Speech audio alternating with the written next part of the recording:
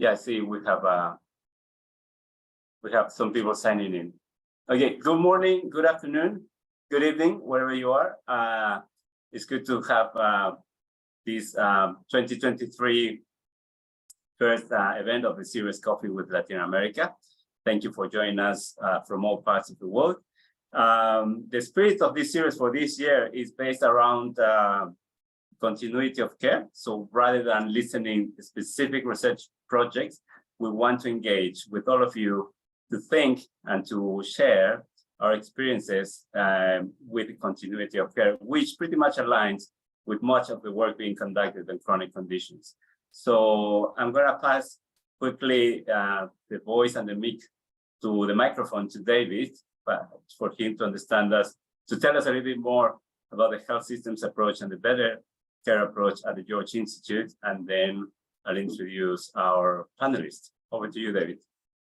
Gracias, Jaime, y hola a todos y bienvenidos y buenos días, buenas tardes, buenas noches, a cualquier lugar en lo que vives ahora. Estamos muy excitados a tener esta reunión y como Jaime ha dicho que en el George Institute estamos trabajando juntos con colaboraciones en muchos países para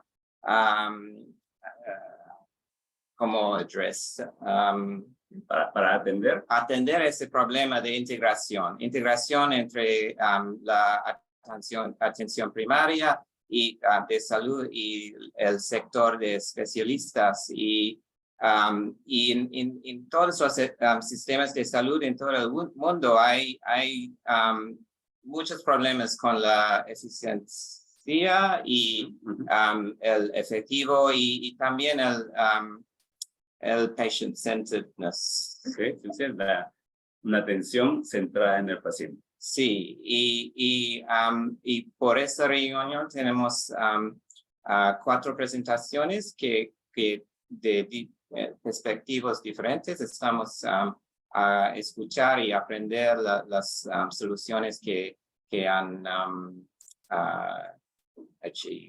logrado. Sí, bien. Bien, y voy a pasar a Jaime otra vez. Okay, y para evitar, now I'm gonna flip between Spanish and English. You have the option down there in your menu. There's a globe that says interpretation. So we have human, live, simultaneous translation. So we have, thanks to Melissa and Carmina. So pick up your channel so you will be able to listen to the translations.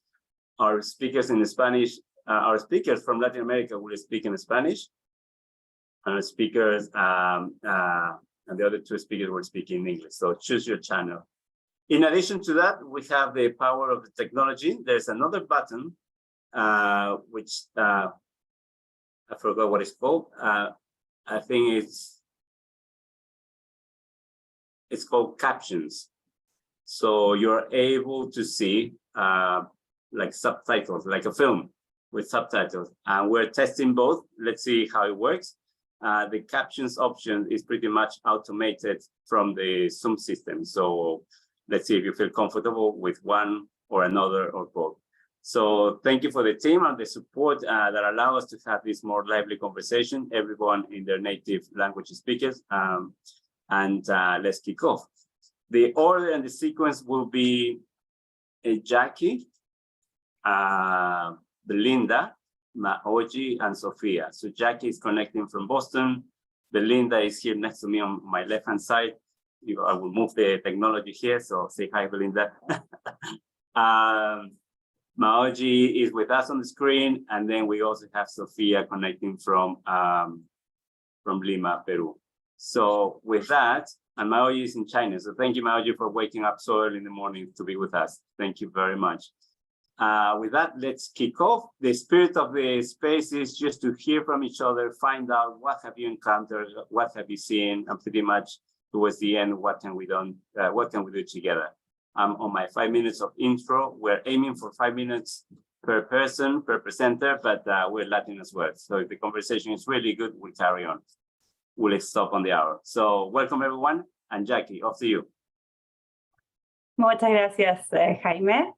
Voy a compartir pantalla.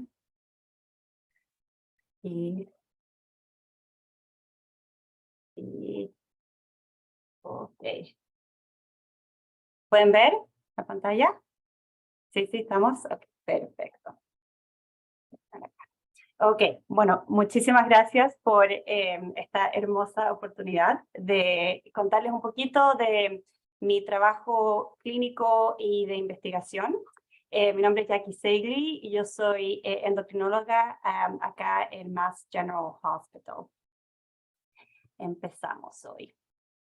En Estados Unidos, la diabetes afecta a unas 37 millones de personas, de las cuales más de 6 millones se identifican como latinos. Los latinos no solo tenemos un riesgo mayor de tener diabetes que la población caucásica, pero también tenemos un más alto riesgo de sufrir complicaciones a raíz de la diabetes, principalmente más altas tasas de retinopatía y de enfermedad renal. Y como en muchos otros contextos, la diabetes es una condición que se desarrolla y que existe dentro de una compleja interacción de determinantes sociales, ambientales y biológicos.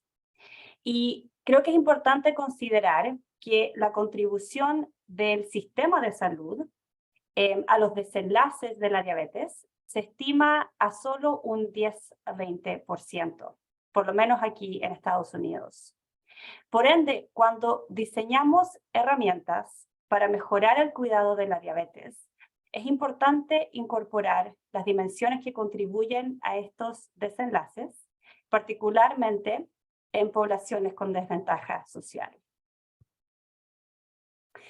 Este es, por supuesto, un gran desafío y en mi práctica clínica, en donde veo el 95% de mis pacientes son latinos, estas complejas dimensiones se manifiestan de manera concreta en barreras que interfieren con la continuidad de la atención y del autocuidado de la diabetes.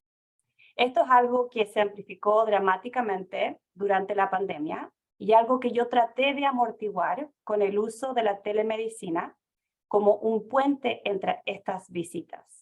Pero rápidamente me di cuenta que el hacer muchas llamadas entre visitas no era un modelo sostenible a nivel del sistema de salud.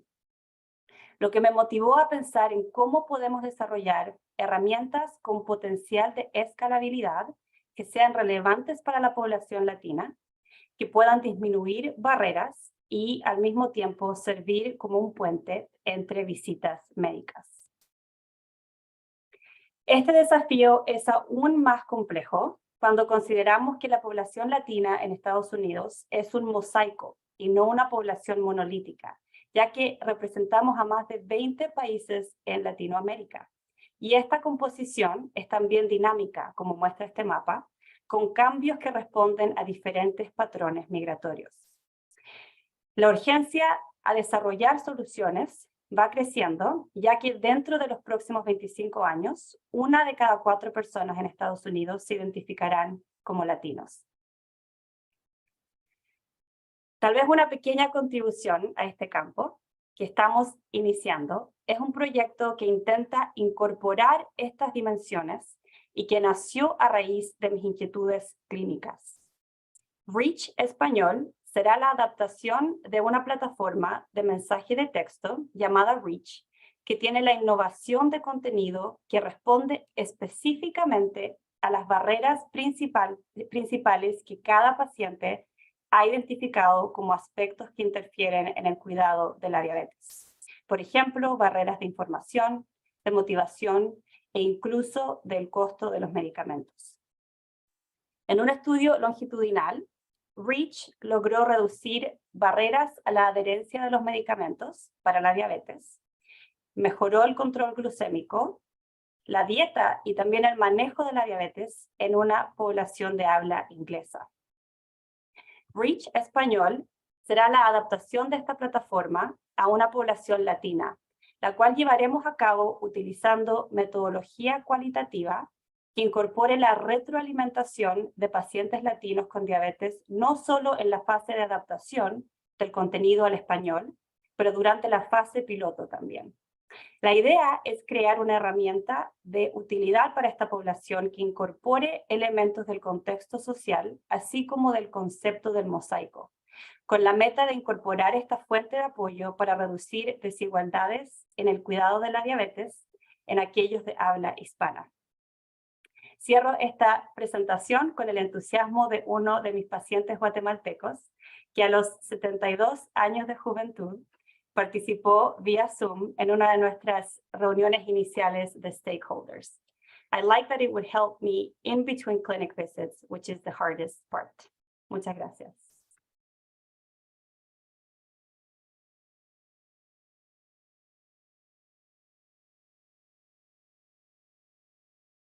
Thank you, Jackie. Felicitaciones, muchas gracias. Y es muy potente la cita que nos muestras, ¿no? Que a veces nos preocupamos mucho por llegar a la persona, pero la continuidad del cuidado requiere, pues, que pase en ese silencio, ¿no? Y con eso pasamos a la siguiente presentación. Con ustedes, Belinda.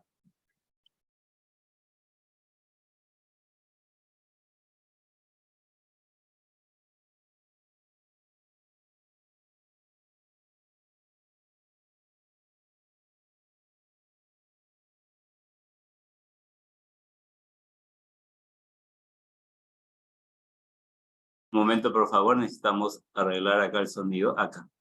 Bien.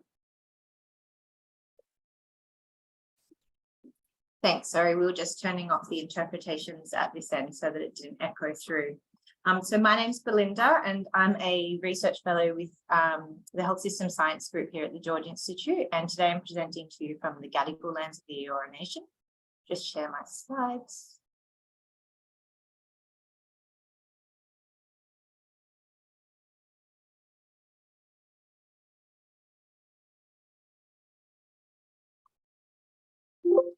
Can you confirm that you can?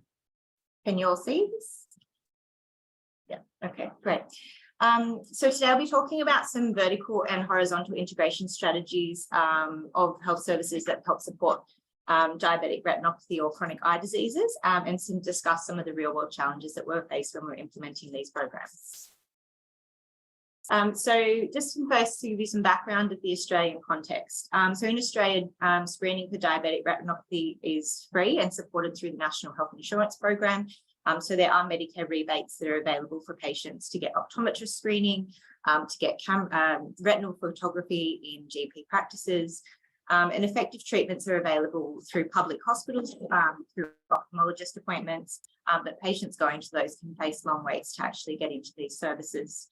And while there's a lot of, there's only around 4.4 ophthalmologists in Australia per 100,000 population, but there are quite a large number more of optometrists, so around 5 times more optometrists. And those ophthalmologists are mostly based in metropolitan areas where optometrists are more widely spread across both metropolitan and regional and remote areas.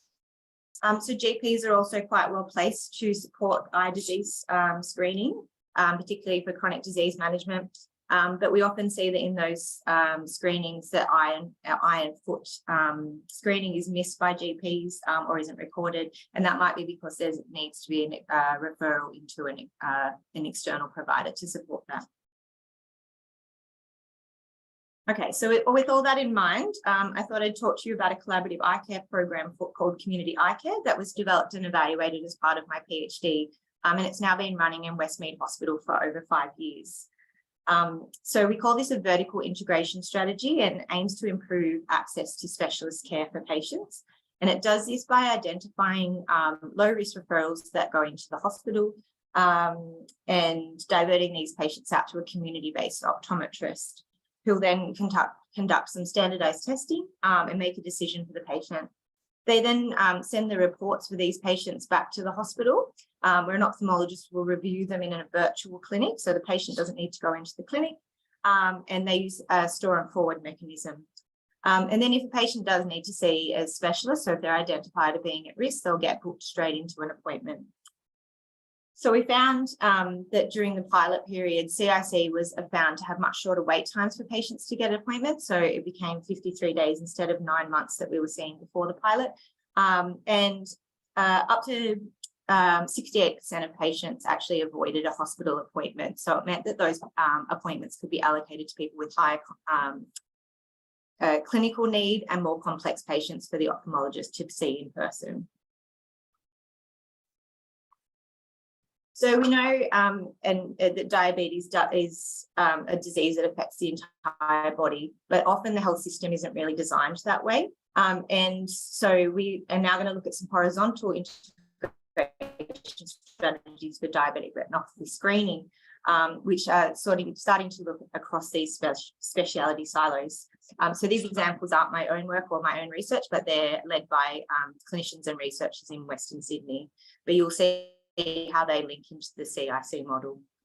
So firstly, the Western Sydney Diabetes Initiative, it's a large-scale prevention program that runs in the region. And so some of the key features of this program is that they do HbA1 testing in emergency rooms and identify patients who are either undiagnosed or poorly managed diabetes and alert these patients to their GPs. So these GPs are also linked up with optometrists in the region to help support screening for this. And so it just so happens that one of the optometrists who was involved in this program was also part of the CIC. And so he worked with us to directly link these patients who were needing an ophthalmologist review into the virtual review clinics for CIC, rather than sending them back to their GP and then needing a referral into the hospital. And so another program of work that's led by some ophthalmologists and optometrists in the region uses some portable eye screening tools, so handheld retinal cameras that are introduced into other clinics. So that includes endocrinology clinics, high-risk foot clinics, and GP clinics, and in the EDs as well. And then these images that are taken, they're observed by the clinician on the ground, but then they're sent to the ophthalmologist for a virtual review, and they can advise on the patient plan. And part of that includes a direct link back to the CIC optometrist if the patient does need a full workup of examinations. So we can start to see that there's an intersection between these horizontal and the vertical streams of care here. And I want to say that none of this was intentional, but it just happened to work really well with a lot of communication. So when we start to look at these initiatives, they look really great on a flow chart, and some of the simple mechanisms, however, some of the simple mechanisms that we do see from these strategies actually can become the most challenging. So communication and information sharing between the providers is absolutely crucial for integrated care. Sharing of referrals, sharing of images, sharing of reports, it can help support triage, it can help support decision-making and ongoing management strategies for the patients. But providers are often using different equipment, they have different patient software, and they actually need to transfer a large amount of files, which can be quite clunky. So whilst we all usually get really excited about new technologies that can help support these types of things, at the beginning of the program, information sharing for us looked a lot more like this. So when we look at the virtual clinics, again, these physical patients were replaced by records. And so IT systems in the hospital weren't really ready to be able to attend or depart these patients. They're invisible. We don't really know what they look like. They're not there waiting for us in a room. Funding wasn't available to support virtual consults. And we also needed to really think clearly about the additional quality and safety checks to make sure that no one was missed. Again, because we don't have a physical patient in front of us, we don't know if someone's been overlooked. So these clinics also became really administration heavy. They needed additional staff and resources to support this, to set them up and run them. And while the doctors were now able to review 50 patients in 2 hours, which was a lot more than they were seeing face to face, there was anecdotal reports from them that they were getting paper fatigue and also dissatisfaction in having to do this on repeat. So task sharing was also supported through the standardized protocols and guidelines, but program governance really needed to think about medico-legal issues over who was ultimately responsible for patient care should something go wrong. And it took some time at the start for the ophthalmologist to really start to build trust with the optometrist to make sure that they were doing what they were supposed to be doing and making good decisions. But this was actually built up over time just through day-to-day relationship building and through feedback for the training. And so that's it for me, and I'll pass over to the next one. straight over to Maoyi. And thank you, Belinda, because initially I gave the wrong instructions. So she prepared for 10 minutes and she cleverly managed to cut down enough. Thank you for that, Belinda. Over to you, Maoyi. Thank you, Hemi. Can you see my screen?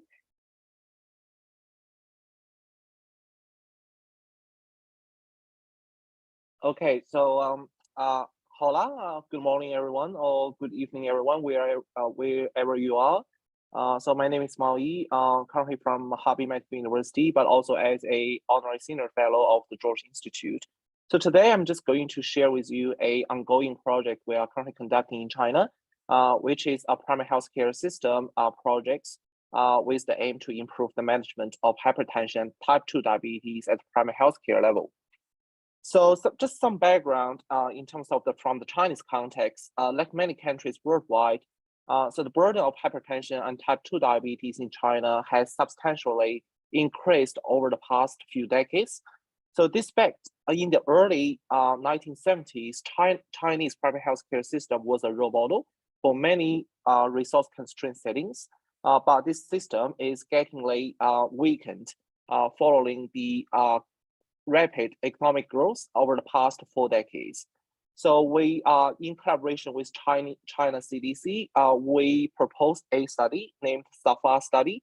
And this study aims to strengthen the primary healthcare system in China to support the maximum uptake of the essential public health service package for hypertension and type 2 diabetes in 3 diverse provinces in China. And SAFA study is designed to be conducted in four phases. So that including the phase 1, which is a comprehensive primary healthcare system assessment, and followed by phase 2 is to co-create an intervention that will be implemented at the primary healthcare level and tailored to the local context. And phase 3 will be using implementation science methodology to evaluate the intervention that has been co-created in phase 2 in the primary healthcare system. And the last phase of the study is to develop economic modeling as well as policy conceptual framework to support the implementation of such program at the scale. So we are currently at the phase 1 of the study. So this phase of the study consists of 4 independent but very interrelated components. So that includes assessment from the policy lens by reviewing the national policies related to the primary health care from multiple national policy documents. And the second component of the phase 1 that is to conduct a survey from the primary healthcare facilities using the WHO service availability and readiness assessment survey questionnaire. And the third component of this phase is we'll be conducting key stakeholder interviews to identifying the barriers and facilitators of delivering high quality service for hypertension and type 2 diabetes management at the primary health care system. And lastly, we'll be using the routinely collected data, so that including the hospital electronic health medical record system, the primary health care data, as well as the health claims data to determine the current care gaps for hypertension and type 2 diabetes.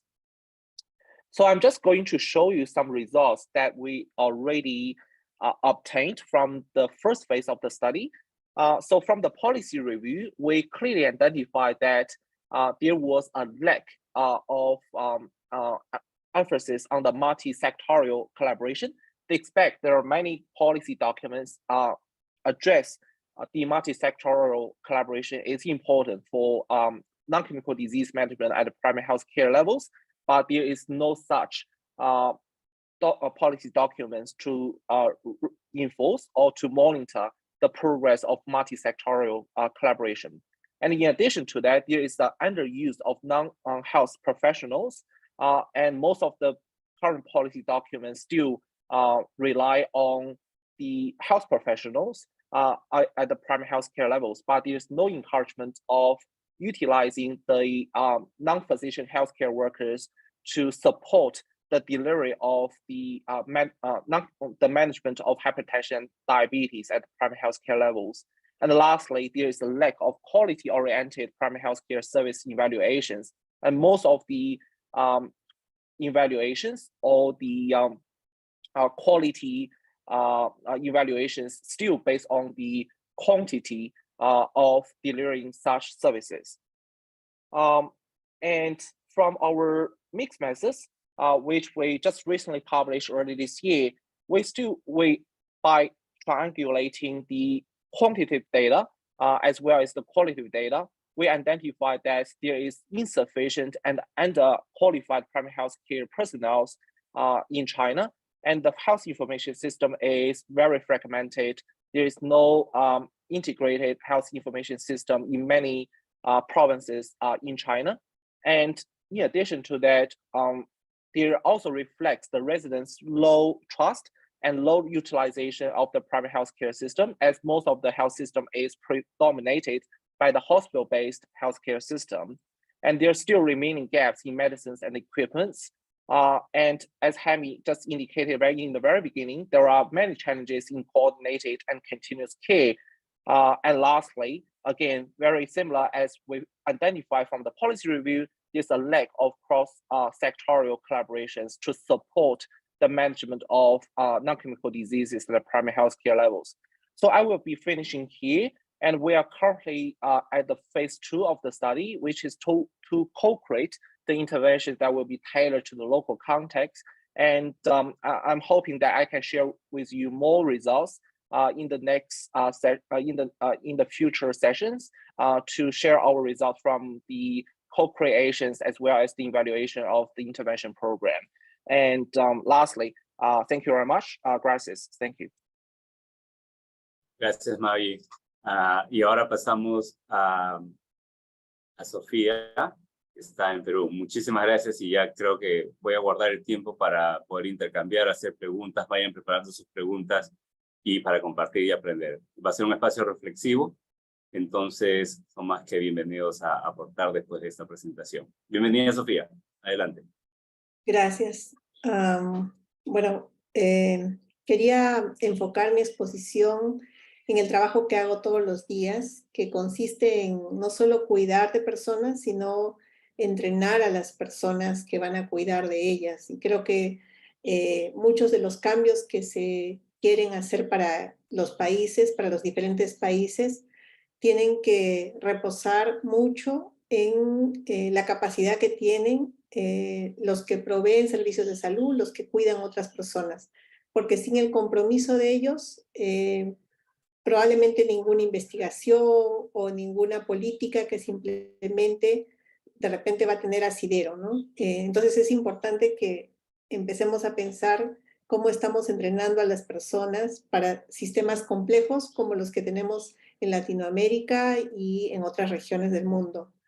Y para eso creo que en el cuidado de las personas con problemas crónicos, una figura clave es el GP, el General Practitioner, el Family and Community Doctor, porque a pesar de que el cuidado se torna más multidisciplinario y no solo debe darse por profesionales sanitarios, esta mirada de un generalista que puede no solo abordar los problemas crónicos frecuentes como la diabetes, la hipertensión, sino también empezar a mirar ese contexto de las personas, ese entrenamiento que de repente tenemos que dar para no enfocarnos solo en enfermedad, probablemente se logre mejor a través del entrenamiento posgraduado de médicos de familia y en el caso de otras profesiones de salud, de enfermeras o matronas entrenadas más para el primer nivel de atención.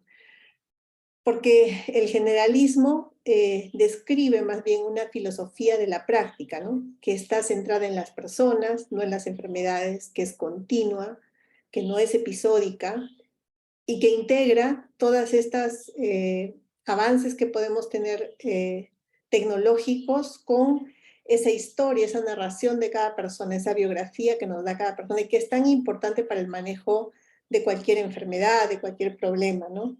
Y que puede ayudar a las personas a ver a la salud como un recurso y no como un fin en sí mismo, como un recurso para, digamos, vivir mejor. Este es una foto de uno de mis residentes yendo a una visita domiciliaria en una zona pobre de Lima Norte. Y bueno, es difícil, aunque hayan escaleras, acceder a muchos sitios donde están las personas. Es difícil para nosotros acceder, pero hay que pensar siempre que puede ser más difícil para ellos ir a un establecimiento de salud en esas condiciones, aunque parezca que fuera cercano a las personas. Y tal vez otra cosa importante que tenemos que mirar es que nuestros países, hablo de mi región, de Latinoamérica, muchas veces está convulsionada por los problemas políticos. De hecho, ahora en Perú estamos teniendo un episodio bastante doloroso con muchas personas que han fallecido por la convulsión política. Y en esos momentos uno se pone a pensar, bueno, ¿qué puede hacer ante tanta inequidad, injusticia, ante tanto, de repente, tan poco que están haciendo los que deberían tomar mejores decisiones para el país? Pero creo que a los que enseñamos, a los que entrenamos, nos viene un poco al corazón que tal vez lo que podemos hacer para hacer esta sociedad más equitativa, más justa y mejor para todas las personas es seguir entrenando personas que aprendan a ser esas personas que van a estar ahí para el cuidado de las personas, ¿no? Daniel Berrigan decía, pero ¿cómo puedo educar hombres en bondad para sentir uno al otro, ¿no? Para amar la verdad? Y más urgentemente, ¿cómo lo voy a hacer en estos tiempos malos, ¿no? Entonces, creo que a veces cuando sentimos que tal vez no podemos hacer mucho por las cosas que están pasando, algo que sí podemos hacer es cuidar bien a los pacientes, pero también entrenar a las personas que los van a cuidar de forma que puedan ser ese punto que genera más equilibrio y más equidad para las demás personas. Creo también que en cualquier proyecto en el que se intente buscar que se afronte mejor cualquier problema sanitario, el enfocarnos en enfermedad a veces nos hace sentirnos más seguros porque así nos entrenaron en las escuelas de salud a separar los diagnósticos con síntomas y signos y criterios y tratamiento, pero muchas veces las narrativas de las personas son diferentes y algo que tenemos que entrenar a los profesionales sanitarios es a leer esa narrativa, esa música que traen todos los días las personas que atendemos en las consultas, en las visitas de domicilio, cuando tienen una queja. Iona Heath, que fue presidenta del Royal College of General Practitioners, decía que hay dos tareas principales en un GP, en un General Practitioner. Una es evitar el daño en sus pacientes, evitar que terminen recibiendo cosas innecesarias, pero la otra es ser testigo, ¿no? Muchas veces las personas, además del manejo de sus enfermedades, nos buscan porque quieren un testigo de su sufrimiento, de su narrativa personal.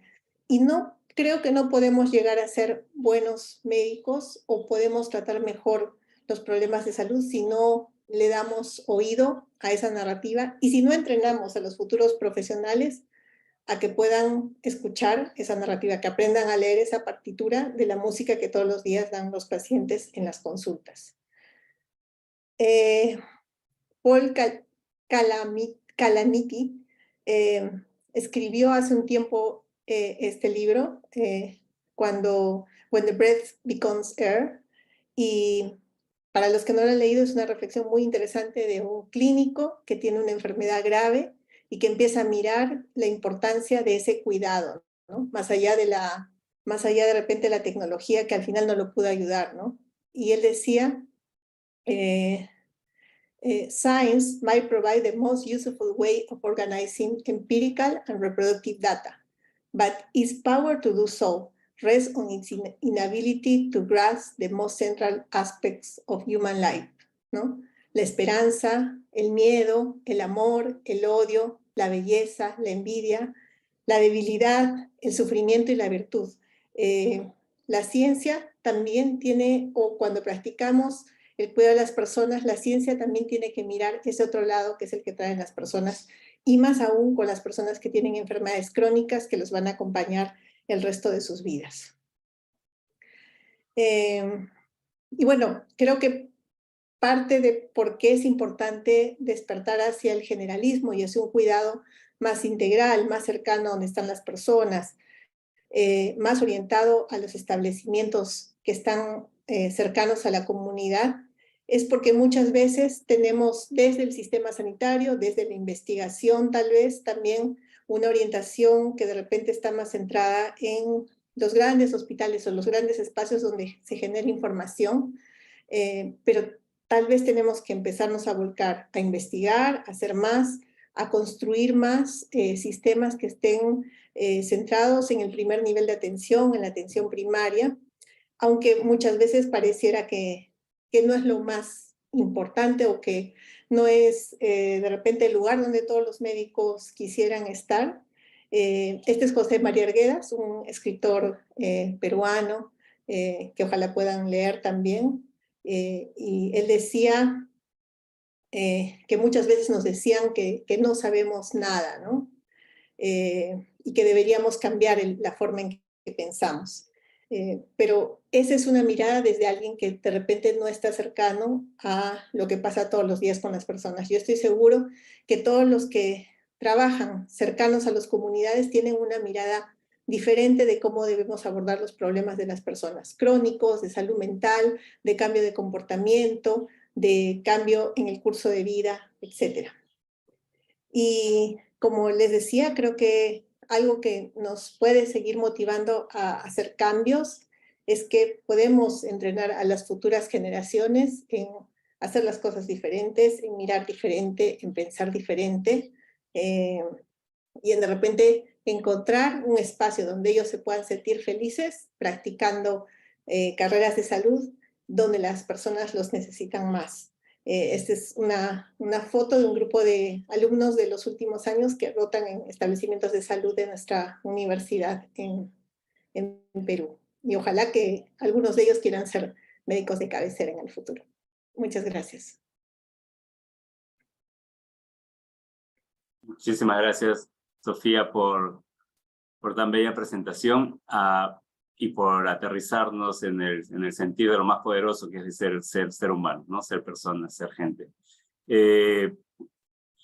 Voy a yo hablar acá en castellano y va a ser un poco raro porque tengo acá a mi colega que tenemos que traducir en simultáneo. Entonces vamos a ver cómo nos va.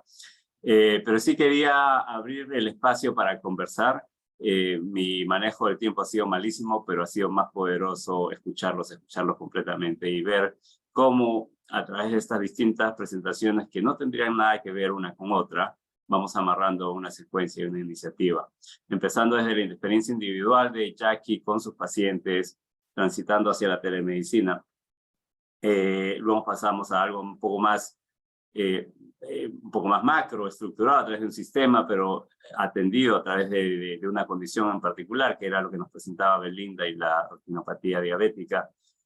Y luego pasamos a algo más macro, incluso lo que nos presenta Maoji, con todo un sistema de atención primaria y los retos, ¿no?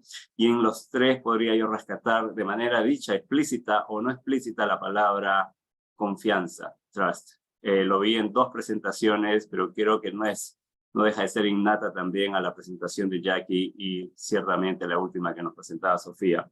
Y Sofía nos aterriza, nos hace amarrar y nos engancha con el tema de pensar en las personas y cómo plantamos estas semillas para el cuidar y cuidar a las personas. No me quiere decir que se abre un espacio muy rico para compartir, muy rico para aprender los unos de los otros y muy rico para pensar para adelante. Los dejo ahí con una reflexión inicial. Esa es mi observación de haber tenido estos 40 minutos muy exquisitos y que los llevo en el corazón, ¿no? Porque las historias, los slides y las experiencias han sido muy poderosas. Y aquí me van a ver así como mirando porque voy a tener que mis ojos cambiar. Tengo que empezar a ver lo que dice el chat o las preguntas. Les pediré primero a los expositores si quieren compartir. Les voy a dar la primera ronda a Belinda, a Jackie, a Maoji y a María. No sé si ustedes quieren empezar con una reflexión por parte de ustedes, mientras yo voy leyendo qué está ocurriendo en el chat. Muchas gracias. Les paso la batuta.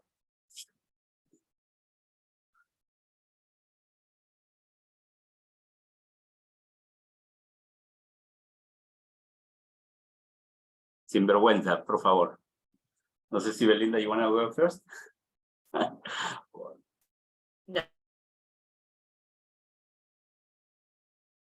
Jaime, tal vez una reflexión cortita de lo que venía hablando, compartiendo María Sofía, que los que vivimos día a día en el sistema de salud, siempre está este contraste de lo que no nos enseñan en la escuela, que creo que Sofía narró de manera hermosa, y eso es lo que se va aprendiendo día a día. La narrativa de los pacientes es algo que, a pesar de que yo vivo en el campo del especialista, la endocrinología tiene, en realidad, va muy acompañada al cuidado primario de los pacientes. O sea, de cierta manera es muy difícil tratar la diabetes de una persona ignorando el resto de los sistemas, como bien decía Belinda, pero también todo esto que Sofía remarca en cuanto al contexto social en donde viven estas personas. Y creo que si no tenemos el compromiso de realmente escuchar esta narrativa e incorporarla en nuestro cuidado día a día, es difícil poder avanzar. Y como dice Sofía, la investigación surge a raíz de sistemas que están en función, ¿cierto? Tratando de tener mejor cuidado de estos pacientes. Y, así que me encantó mucho y también me encantó, Jaime, cómo pudiste conectar todas estas presentaciones. Gracias, Jackie. Jackie tuvo la ventaja de ser la primera y un poco también pasar al sitio de absorber más. Entonces, y sí, y gracias, Sofía, me sumo. Ya de por sí el hecho de que estemos acá y que nos hayamos visto y que nos hayamos escuchado, yo me doy por sentado de que nos hemos tocado unos a otros, ¿no? Hemos visto métodos, maneras de hacer investigación, espacios donde está ocurriendo, y que sepan de que hay un Maoi que está viendo estas cosas en China, y que está Jackie en Boston, y que está Belinda acá, y que María está en Perú. Ya de por sí esa conexión que se está armando hoy día va a ser muy potente, muy potente. No sé si Maoji o Sofía o Belinda tienen alguna reflexión que compartir después de esta primera ronda. Dale, Maui. Thanks, Hammy. Yeah, I think, as in the Chinese context, previously many health programs are actually developed from the health officials, and there's a really lack of voices from the patients or the communities in understanding in terms of what they really need and what we can actually offer to the patients. And in particular, given China, as I just gave a really quick background, the non-communicable diseases burden is rising. And this is not just reflected in a single chronic disease. It's also being reflected in a single patient with multiple chronic conditions. And our health system in China is not really well equipped to combat the burden of patients with multiple chronic conditions, as many diseases are treated or managed in silos at the moment. Cardiologists only treat people with cardiovascular diseases, so at the moment, I think, in China, there is a really lack of thinking about how we can actually integrate all healthcare management into one, and thinking about patients as the central focus point to deliver such health service programs. As we are trying to, shifting the ideas from a health official driven health programs into a patient driven health programs, but we encounter such difficulties or challenges in terms of from the cultural perspective and from the social perspectives, as people thinking they are, in particular for patients, they are not really thinking they are part of such things to develop the interventions, but they always thinking they are the parties to receive such programs. So when we deliver those primary healthcare interventions in China, you know, there are many challenges in terms of motivate the patients to be proactively participating in our conversations, discussions, and thinking about they are actually the person to be responsible for their own health, and they are the person that they can create such program will be beneficial to them. So there are many, I think there's still really long journey ahead, but I think, you know, from our current projects, which is, you know, as I introduced today, the SAFA projects, we're trying to engage with the patients' communities a lot than we ever did before. Thank you, Oye, for those reflections. Thank you very much. I will pass now the microphone to Belinda or Sophia for the reflections. And in the meantime, Jackie, there's a couple of questions about chronic care and one on diabetic retinopathy, I think. So first of all, your summary reflections of this, and then we'll go to the questions on the chat. So maybe I can start. En español. Creo que cuando pensamos en intervenciones sanitarias, algo que tenemos, además de poner muy al centro la persona, es, digamos, cómo rompemos esta ley de cuidados inversos, cómo hacemos que el que tiene más necesidades realmente reciba este paquete más completo. Creo que todos los que somos clínicos nos damos cuenta que a veces las personas que de repente tienen mejor nivel educativo o más acceso a servicios de salud, usualmente están mejor controladas o requieren menos cuidado. Entonces, ¿cómo hacemos que, digamos, esto que diseñemos podría de repente, como los recursos son limitados, enfocarse más en el grupo de personas más vulnerables, ¿no? Y creo que en el caso de las enfermedades crónicas se sobreponen dos vulnerabilidades, ¿no? El tener ya una enfermedad crónica y el envejecimiento muchas veces, que también, digamos, acompaña o hace que el proceso sea más difícil para el cuidado. Entonces, creo que algo que me lleva un poco a las intervenciones es cómo estas podrían de repente enfocarse en algunos grupos más vulnerables o usarse, si se tienen los recursos, empezando por los grupos más vulnerables.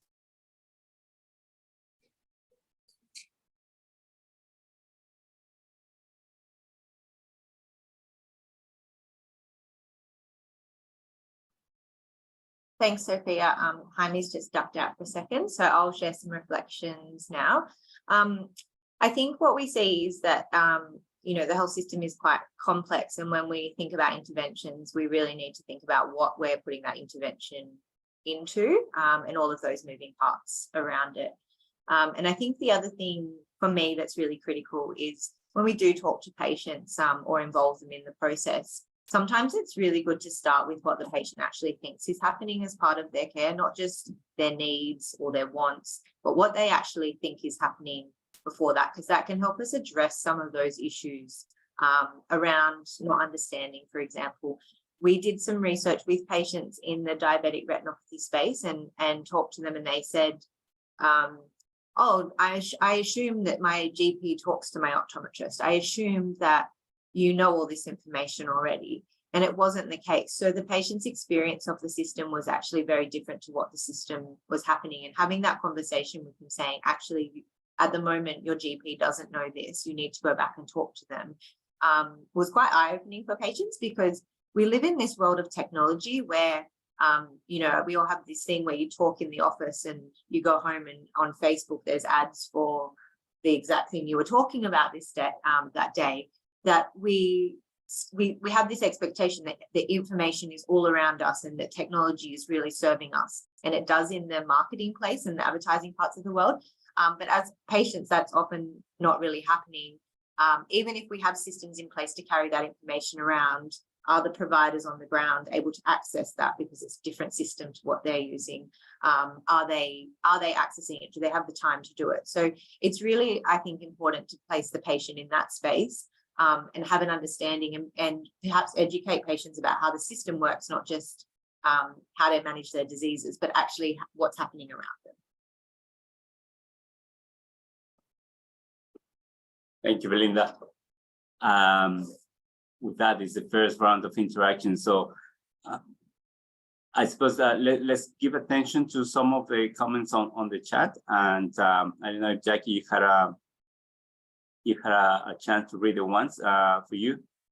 And then there's one also for you, Belinda, we're checking here. And in general, a reflection about this co-design from all of us. So over to you, Jackie. Ok, sí, la primera pregunta de Mayerly, creo, que quisiera, si es posible, un ejemplo en el uso de REACH con un paciente diabético, cómo contribuir, por ejemplo, a la adherencia. Esa es la pregunta que estoy viendo, ¿cierto? Sí, creo que sí. Ok. Gracias por esta pregunta, Mayerly.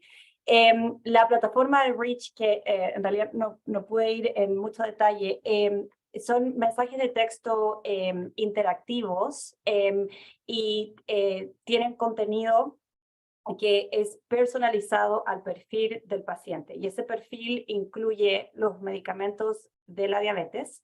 Entonces, hay un mecanismo interactivo en donde los mensajes de texto le preguntan al paciente si es que ha tomado los medicamentos y sirve por un aspecto para recordar el que debe tomarse los medicamentos, ya sea de manera diaria o semanales, como son las inyecciones GLP-1 agonists, pero también tienen información personalizada a las barreras que cada paciente ha identificado. Estos son, por ejemplo, barreras de información. Por ejemplo, un aspecto que vemos mucho en la clínica y particularmente con pacientes latinos, es mitos de que la insulina es dañina a los órganos. Eso es algo que surge mucho en los contextos clínicos. Entonces, si es que esa barrera se ha identificado para el paciente en este perfil, entonces ellos recibirían contenido explicando un poquito el rol importante de la insulina en el manejo de la diabetes. Y así básicamente cumple un rol de apoyar la adherencia, recordando de manera diaria, específicamente los medicamentos que ese paciente toma, de manera personalizada y también proveyendo información que también ha sido personalizada para ese perfil. No sé si es que eso responde la pregunta.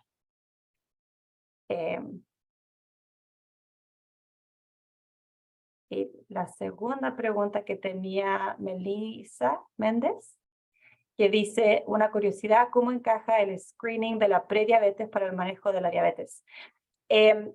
La prediabetes y la diabetes tipo 2, de cierta manera, son parte de un continuo.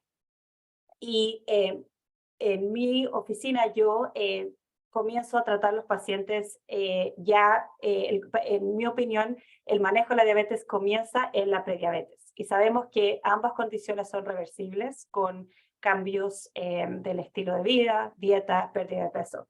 Entonces, de cierta manera, cuando vemos estas condiciones como un continuo, creo que podemos trabajar en la continuidad de la atención, no solamente en los pacientes que han sido diagnosticados con diabetes tipo 2, pero que están en la etapa de prediabetes. Y esa etapa, de cierta manera, sirve para identificar a los pacientes que están a más alto riesgo de progresar a la diabetes tipo 2. Entonces, de todas maneras, el screening de la prediabetes es muy útil para poder conectar a los pacientes con la atención, ya sea en el sistema de atención primaria y también ya sea con una especialista. No sé si es que eso responde a la pregunta. Jaime, creo que esas eran las dos preguntas dirigidas más a mí.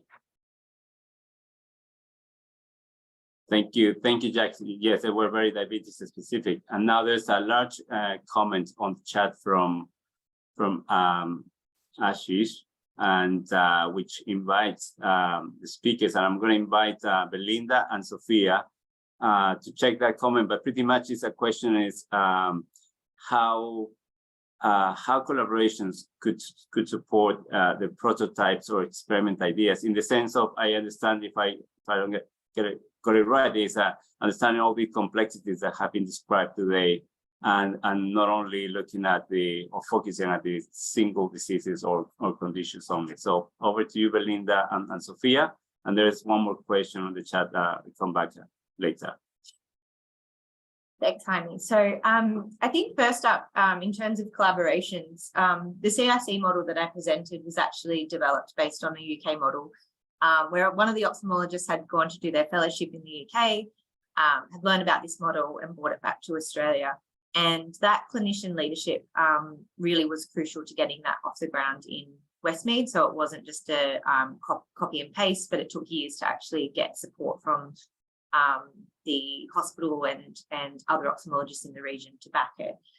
So I think in terms of collaboration, you can see that there are ideas out there that people are doing that are working and are often happy to share and help support. So since we introduced it, we also started to get some requests from people all around the world. So we've had requests from people in Africa, in Brazil, asking us to share how we actually set it up, what's happening, what clinical protocols we used. And we're more than happy to do that. And, you know, I think it is really important. Sometimes programs or changes in health systems aren't necessarily evaluated or reported. So really, if you do have those resources available, even if they're local resources that aren't necessarily in a publication, but to get those out on the ground. And then I guess the other one is the horizontal integration strategies that I talked about. So they actually weren't all led, you know, by the same research team. They were a lot of researchers working on the ground together.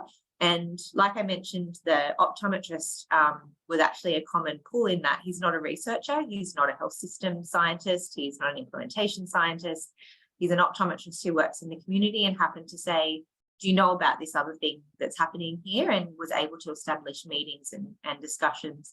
And what we really found is everyone was really working towards a common goal and really wanted the system to work better for the patients and to be able to link things through. So what I would say is that we've talked about patients being really important partners in co-design, but also thinking about those people on the ground who are delivering the services, because they often know a lot more than is published in the journals. They know the context, they know the local populations. Yeah, to work through that. That's my response. Thank you, Belinda. Thank you very much for reflecting on that. We should be starting to wrapping up, and if you have questions or reflections, I will pass on to Maria and then a final comment and remark. And but there's a comment on the chat to invite you to continue sending your feedback and inputs, and most of these interaction will be put into text and translated into a blog summary that will be posted online, so you can continue interaction over there. Over to you, Sofía. Pensaba que podía ser importante en digamos, países como Perú, países que de repente en el desarrollo de investigación podrían tener como focos muy fuertes, como pasa con algunos grupos, pero no tan desarrollada en muchos espacios, que para investigar mejor qué pasa con las intervenciones que hacemos, se podrían crear como redes colaborativas de investigación en el primer nivel, en atención primaria.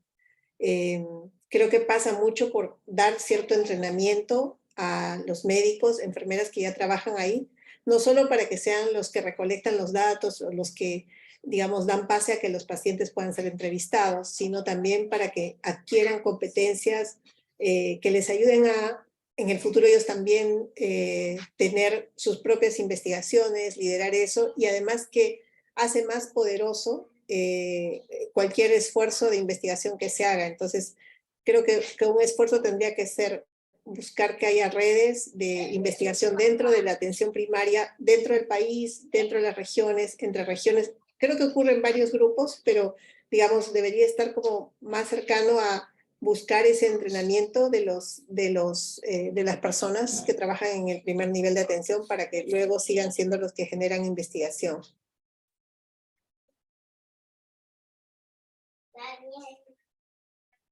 And on that note, so thank you, Sophia, for that invitation to expand and bring more closer to the research environment, the individual and the patient experiences. And I suppose that many of those interactions can continue and can grow from this group. As a wrap up, there's one last comment from Cesar. We're over the time, but quickly, Cesar says, I don't work on infectious diseases and I see this type of patient.